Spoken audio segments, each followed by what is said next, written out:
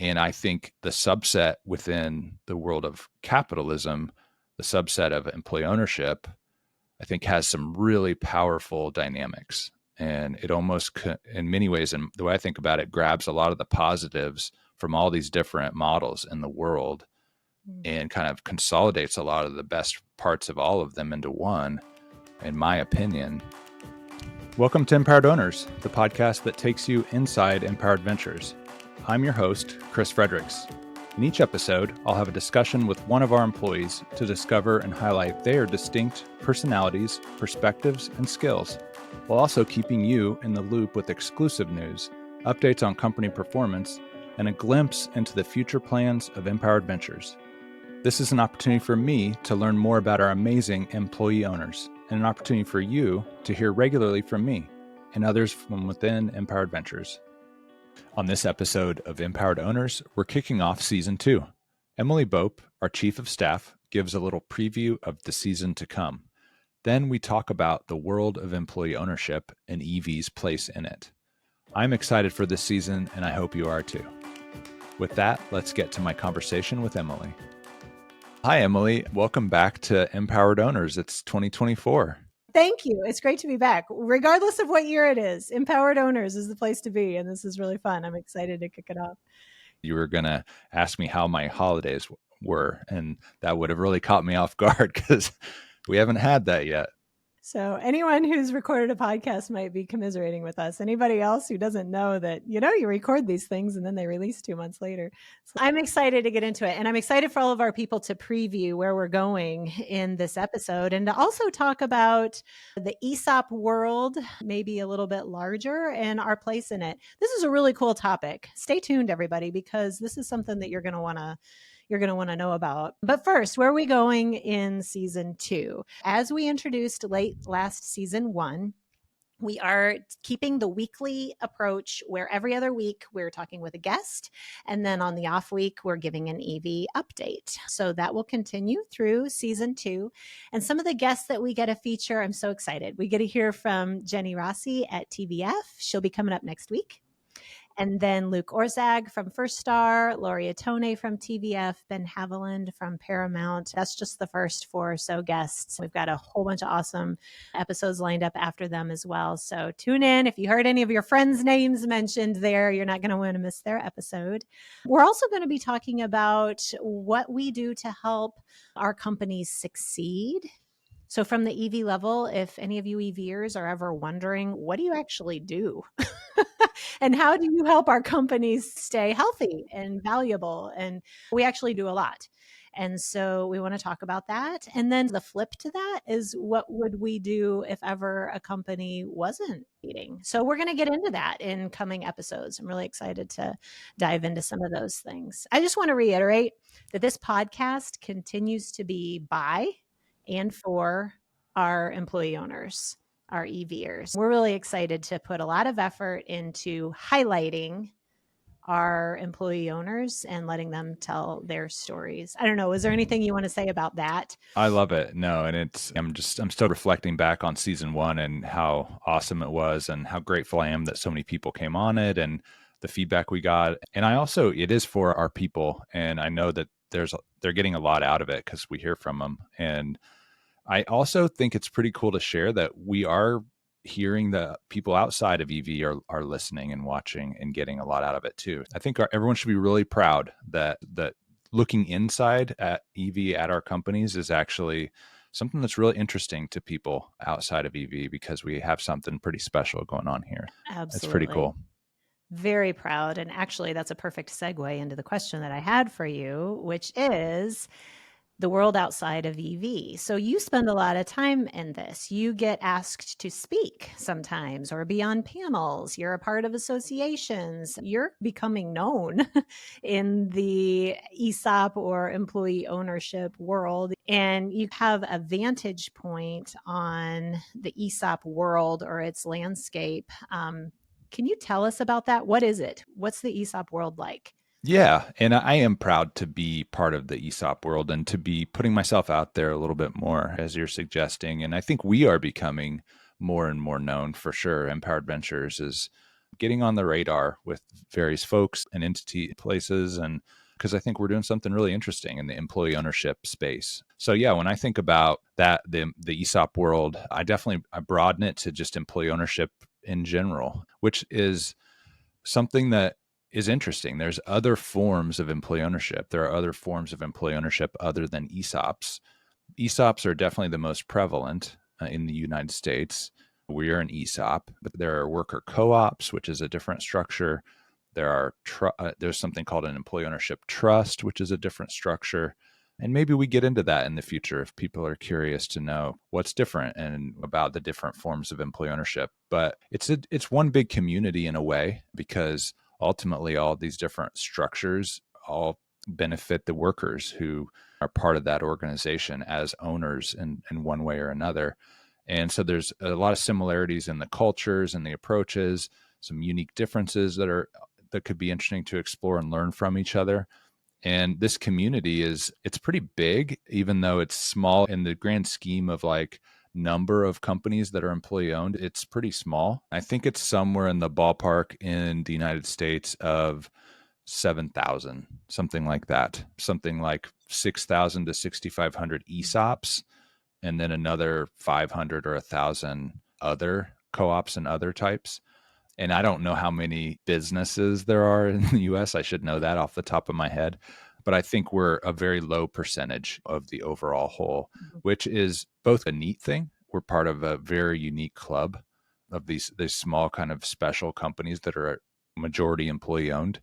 It's also kind of like I really wish there's a lot more of these types of companies out there, because we know the power it has to make an impact on people's lives. But the employee ownership world, there are ways they gather. There's associations, as you suggested. There's the ESOP association, as all the ESOP companies in the country are generally a part of this, and they learn from each other, gather data, have conferences.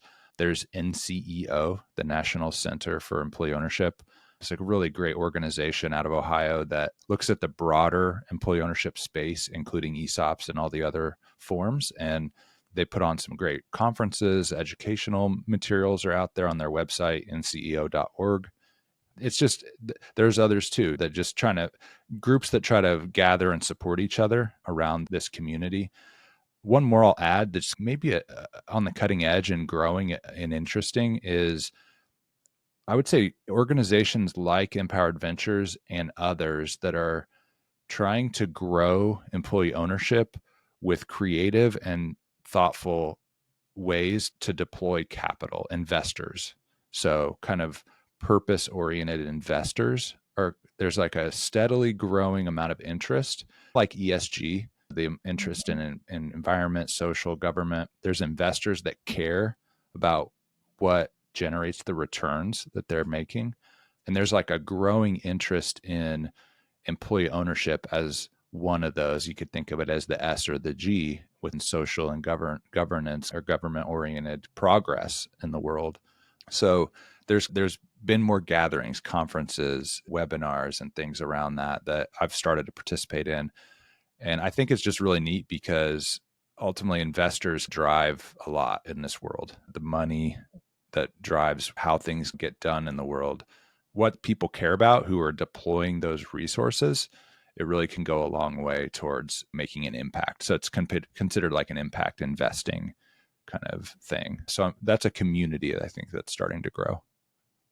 So I want to ask you a little bit more about that, because that's how people generally look to us from the outside. And at the beginning of this episode, when I said hang tight because this is really interesting, this I think is the most fascinating. What makes us unique to outsiders in terms of our model? Can you help us understand that? Yeah.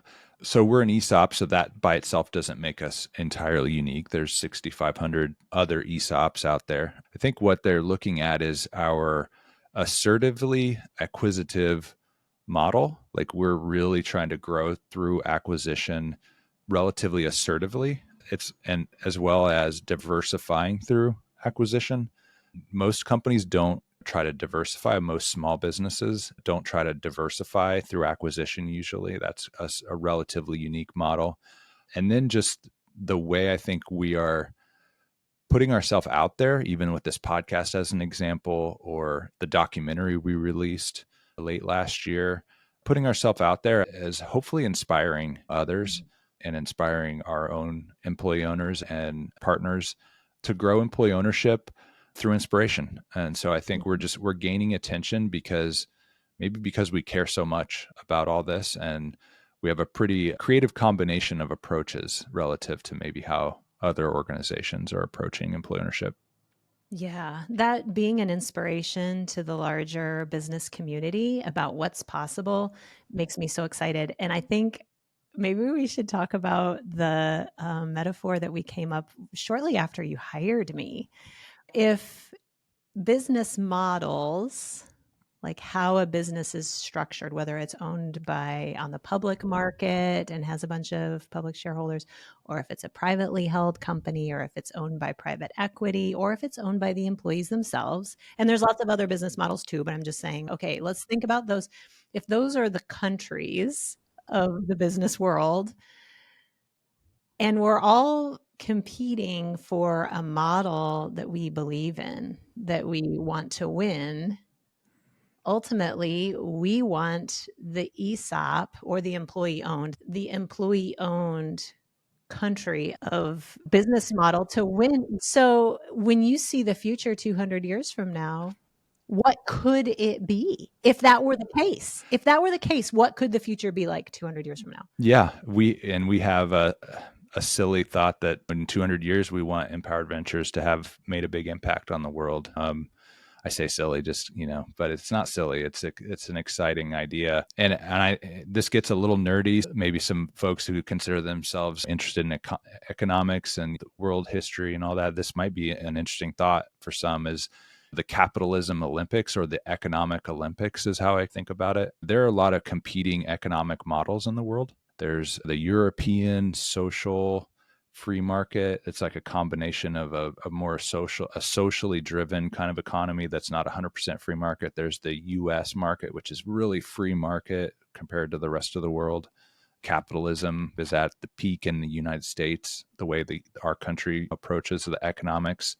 Then there's like the China model, which has embraced some elements of free market capitalism, but not entirely. It's very much a government driven approach to economics. And really the world is a competition, right? When you think about who's going to win in 200 years, we're all competing for the future in these different models.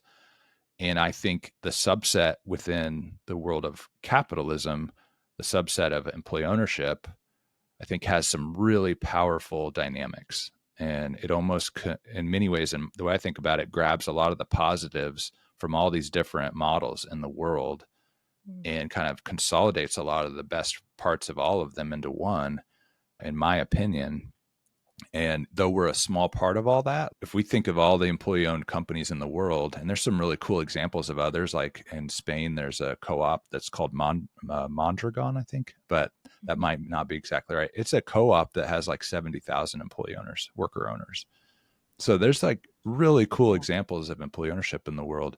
And if we all think of ourselves as being on the same team in the capitalism and economics Olympics, I think that's a pretty cool idea, and maybe one that we could win in the long run. It'd be really cool if in 200 years, if worker ownership just was the winner, and so many people would benefit so much from that, I think, if that took place.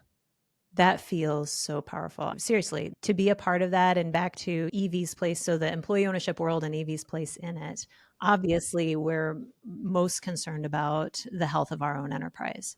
But a short jump over from that is our strong interest in playing a major part in inspiring what you just described, a future where what we're doing is more prolific. It's a really exciting idea for me. It drives me personally so much. Number one, what drives me is our people, and that they succeed and that they thrive, and that we have a life-changing impact for them. Being part of Empowered Ventures in our companies is life-changing for them.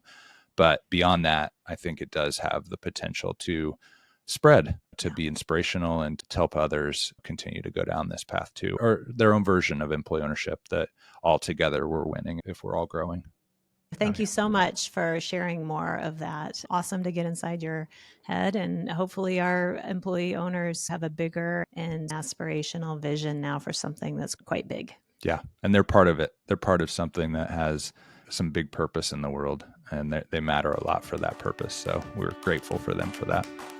Absolutely. Thank you. This has been an awesome episode. I really appreciate it. Yeah. Thank you, Emily. Appreciate it. I hope you enjoyed this episode of Empowered Owners. Thank you to Emily for joining me, and Share Your Genius for producing this episode. As always, remember, we want to hear from you. Please give us feedback, suggest guests and topics for future episodes, and tell us how we can keep improving the show. To reach us, email hello@empowered.ventures. Thanks for tuning in.